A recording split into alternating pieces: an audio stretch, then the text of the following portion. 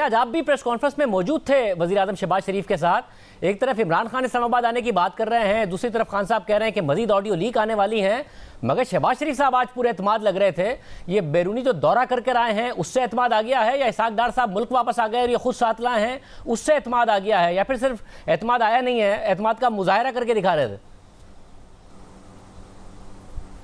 نہیں، میں سمجھتا ہوں کہ پچھلے چند دنوں کے اندر جو شہباز شریف صاحب نے چند ایک انگیجمنٹس کی ہیں، مثال کے طور پہ سب سے پہلے وہ سمرقند گئے اور وہاں پر پوری ایس سی او کی لیڈرشپ مہاسبہ بھارت کے، جس میں روس کے صدر، چین کے سربراہ، ان سے بہت ہی اچھی گفتگو ہوئی، اور پھر جنرل اسمبلی جاتے ہوئے جب وہ برطانیہ میں ملکہ برطانیہ کی آخری رسومات میں شریک ہوئے تو وہاں پر کنگ چارلس سے لے کر دنیا بھر کے جو رہنما آئے ہوئے تھے ان کے ساتھ بھی ان کی بات چیت ہوئی اور بہت کامیاب ملاقاتیں ہوئیں۔ اور پھر جنرل اسمبلی میں تو پاکستان کو شہباز شریف صاحب نے جو موقف پیش کیا، اور اس کے علاوہ بھی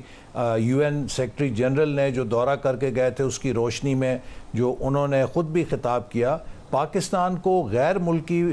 ممالک سے اور سربراہان سے جو غیر معمولی ایک پذیرائی ملی ہے، خاص طور پہ جو سیلاب کی تباہ کاری ہے اس حوالے سے، یقیناً اس نے ان کو کافی اعتماد دیا ہوگا، چونکہ پوری دنیا پاکستان کی پشت پہ نظر آئی اور سب نے پاکستان کے لیے بہت اچھے خیر سگالی کے اور ہمدردانہ جذبات کا مظاہرہ کیا، اور سب نے یقین دلایا کہ وہ پاکستان کے ساتھ کھڑا ہونا چاہتے ہیں اس مشکل صورتحال میں۔ لیکن میں یہ کہنا چاہتا ہوں کہ دیکھیے، پوری دنیا تو پاکستان کے ساتھ ہمدردی کر رہی ہے۔ اقوام متحدہ کے سیکرٹری جنرل آتے ہیں، جو بھی بیرونی وفد آتا ہے، وہ اس سیلاب کی تباہ کاریوں کو دیکھ کر جب ہم سے ملتا ہے تو ان کی آنکھوں میں نمی ہم دیکھ سکتے ہیں کہ وہ کتنے رنجیدہ ہوتے ہیں۔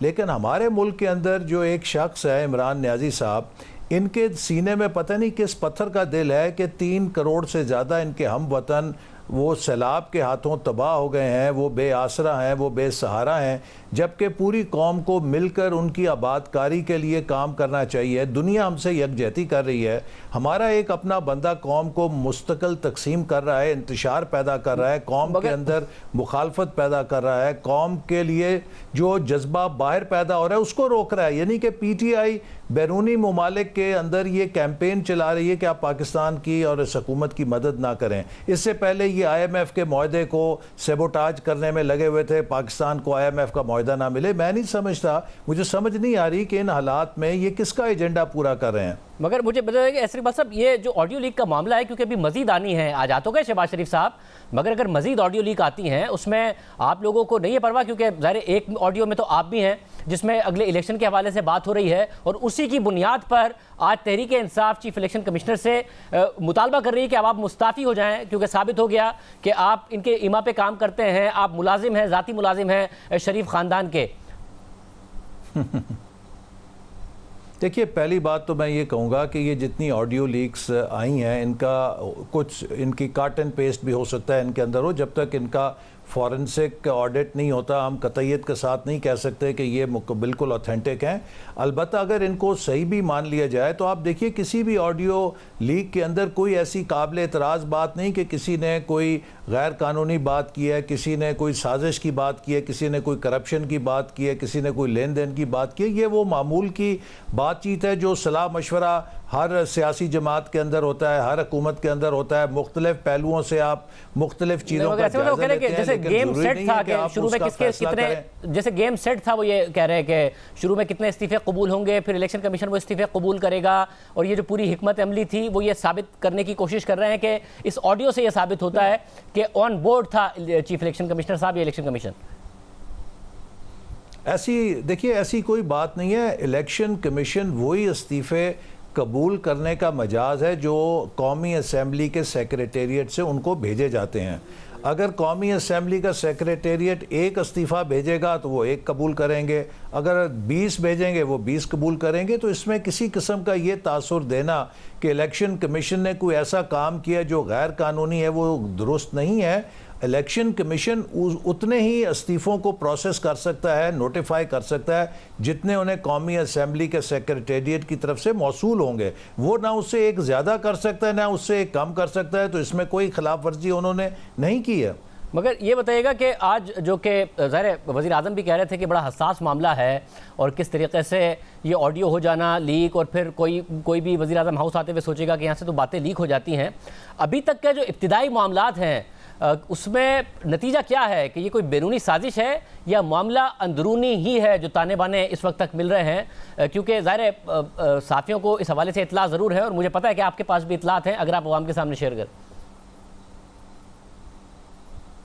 دیکھیے، جو یہ سارا معاملہ ہے اس میں جو ایک اور بڑا تشویشناک پہلو ہے کہ ابھی کچھ ایسی آڈیو لیکس مبینہ طور پہ جو عمران نیازی صاحب بتا رہے ہیں وہ پبلک ڈومین میں نہیں آئیں، لیکن ان کے پاس ان کا ایڈوانس نالج اگر ہے تو اس سے تو پھر یہ بھی شبہ پیدا ہوتا ہے کہ ہو سکتا ہے کہ یہ بھی اس کھیل کا حصہ ہوں. اس کے لیے ایک ہائی پاورڈ کمیٹی قائم کی گئی ہے اور وہ انویسٹیگیٹ کرے گی. پاکستان کی سیکیورٹی ایجنسیز بھی انویسٹیگیٹ کریں گی، جیسا کہ آج پرائم منسٹر نے کہا کہ یہ ایک بڑا سیریس بریچ آف سیکیورٹی ہے، چونکہ پرائم منسٹر کا آفس صرف شہباز شریف صاحب کا نہیں ہے، وہ پاکستان کے چیف ایگزیکٹو کا آفس ہے، اور اگر وہاں پہ کسی قسم کی سیکیورٹی یا پرائیویسی بریچ ہوتی ہے تو یہ ایک بہت بڑا لمحہ فکری ہے. ہم اس بات کی تہ تک ضرور پہنچیں گے اور جو بھی مگر یہ انفارمیشن تو آ رہی ہے کہ یہ معاملہ کوئی بیرونی معاملہ نہیں ہے، یہ اندرونی معاملہ ہے. ان کو ریوائز کریں. اگر آپ آج وزیر اعظم کے ساتھ تھے تو آپ کو یہ تو علم میں ہوگا کہ یہ اطلاع جو آ رہی ہیں یہ درست ہیں یا نہیں ہے، کہ معاملہ زیادہ تر اندرونی معاملہ ہے، کوئی بہت بیرونی معاملہ نہیں ہے جو یہ سارا کا سارا کام ہوا ہے. دیکھیے، جو بھی اس کے اصل پس منظر میں محرکات ہیں، جو لوگ ملوث ہیں، یقیناً وہ ہمارے انٹیلیجنس ایجنسیز ان تک پہنچ جائیں گی اور جو لوگ بھی اس میں ملوث پائے گئے ان کے خلاف کارروائی بھی ہوگی اور جو ایس او پیز ہیں ان کو زیادہ مؤثر کیا جائے گا تاکہ آئندہ اس قسم کا کوئی احتمال نہ ہو کہ کوئی ہمارے چیف ایگزیکٹو کی یا ہمارے حساس جو آفیسز ہیں ان کی سیکیورٹی کو بریچ کر سکے. نیشنل سیکیورٹی کمیٹی کا اجلاس ہوگا کل؟